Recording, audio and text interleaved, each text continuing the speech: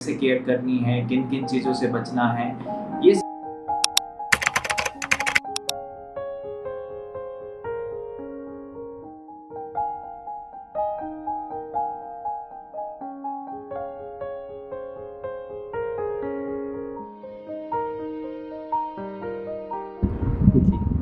Hello friends, I am doctor Satpal Sangwan, chief hair transplant surgeon at hair free and hair grow Gurgaon.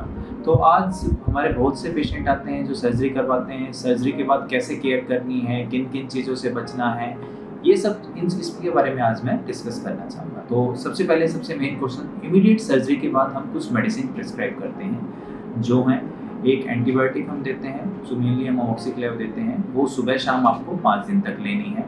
ओमनाकोर्टी देते हैं हम anti allergic drug, सुबह morning में आपको लेनी है।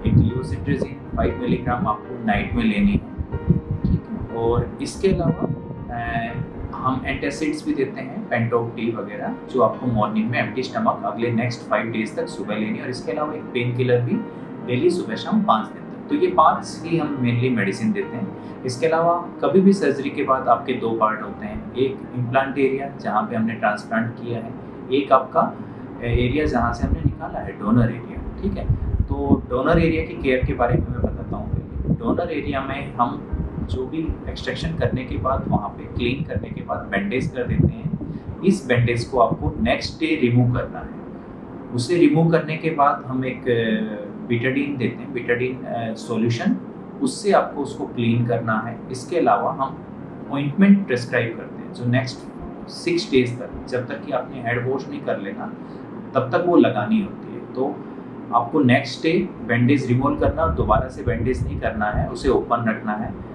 बीटाडीन के साथ उसे क्लीन करने के बाद फिजिडिन या मेपिरोसिन ऑइंटमेंट आपको लगाना होता है। वो सुबह शाम अगले 5 दिन तक आपको लगाना है, ठीक है। तो इस तरह से आपके डोनर एरिया की केयर होगी। अब सबसे ज़रूरी पार्ट, इम्प्लांट एरिया की केयर। देखो, जो आपकी इम्प्लांट एरिया है, ट्रांसप्लांटेड एरिया है, उसे हमें बचाना है। हमें इस तरह से सोना होता है कि वो डायरेक्ट टच में ना आए, उस पर कोई फ्रिक्शन ना हो, उसका हम बचाव कर सकें, ठीक है। दूसरा, जब भी यहाँ से जाना है, ट्रेवल करना है, कार में या बस में, जिसमें भी आपको ट्रेवल करना है, ध्यान रखना है कि वो किसी चीज़ से टच ना हो। बहुत बार ऐसा होता है कि यहाँ से निकले और हमारे कुछ ग्राफ्ट मिसप्लेस या अपनी जगह से हट जाते हैं। फिर थोड़ा बहुत भी यदि ग्राफ्ट कोई निकलता है तो हमें उस समय उसके बारे में ज़्यादा नहीं सोचना, उस हिस्से को अपने साफ हाथों से थोड़ा प्रेस कर लेना ताकि ब्लड जो भी आ रहा है वहाँ पे वो रुक जाए और ज़्यादा दिक्कत ना। दूसरे, तीसरे या चौथे दिन थोड़ा सा स्वेलिंग हो सकती है, बहुत ज़्यादा वरी नहीं करना। अपने डॉक्टर को, जिसने आपका हेयर ट्रांसप्लांट किया है, आप उस सेंटर को कॉल कीजिए और उसमें डिस्कस कीजिए।